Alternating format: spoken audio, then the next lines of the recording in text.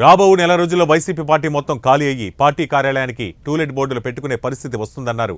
మార్కాపురం మండల కార్యాలయంలో జేహెంబీసీ కార్యక్రమం జరిగింది. ఈ సమావేశంలో ముఖ్య అతిథిగా పాల్గొన్న మాజీ మంత్రివర్యులు, రాష్ట్ర బీసీ విభాగం అధ్యక్షులు కొల్లు రవీంద్ర, మార్కాపురం మాజీ శాసనసభ్యులు Kandula Narayana Reddy, Chirala TDP incharge MM Kondayadav, Markapuram Janasena incharge Emmadi Kasinath ముఖ్య అతిథులుగా పాల్గొన్నారు. మొదటగా రాయవరం రైల్వే స్టేషన్లోని స్వర్గీయ డాక్టర్ నందమూరి తారక రామారావు విగ్రహం నుండి రాయవరంలోని పంచాయతీ ఆఫీస్ వరకు భారీ ఎత్తున బైక్ ర్యాలీ నిర్వహించారు. అన్ని ప్రాంతాల్లో కూడా తిప్పుకోళ్ళు తీసుకొస్తే ఆ ఆపరేషన్ కూడా మళ్ళీ వికటించి రెండోసారి సర్జరీ చేసుకుని 74 రోజుల పాటు పోలీస్ కస్టడీలో హాస్పిటల్లో ఉన్నటువంటి పరిస్థితి.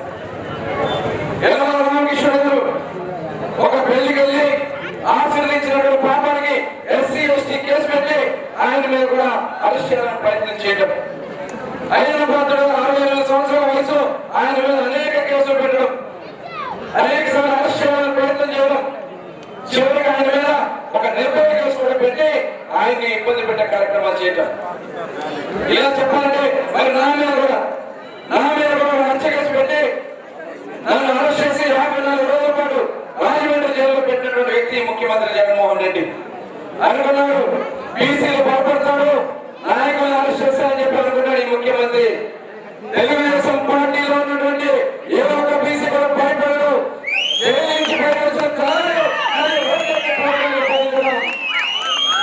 ఈ ముఖ్యమంత్రి జగన్మోహన్ రెడ్డిని గద్దెదించే ఆలోచన బీసీ అన్యాయాలు ప్రతి ఒక్కరు కూడా చర్చించాలని కోరుతున్నా. ఇవాళ చూడండి, పక్క జిల్లాలో మీ గుంటూరు జిల్లాలో మానసూరు నియోజకవర్గంలో తోట చంద్రయ్యని ఒక సర్వ సామాజిక వర్గానికి చెందినటువంటి ఒక బీసీ వర్గానికి చెందినటువంటి వ్యక్తిని అక్కడ ఉన్నటువంటి బ్రహ్మానంద రెడ్డికి తోడుగా ఉన్నాడని చెప్పి నాని రోడ్డు మీద కింద పడేసి వాడు ఎంపీపీ కత్తి రోడ్డు మీద పెట్టి జై జగన్ అంటే జై చంద్రబాబు చెప్పి ప్రాణాలు ఇచ్చినటువంటి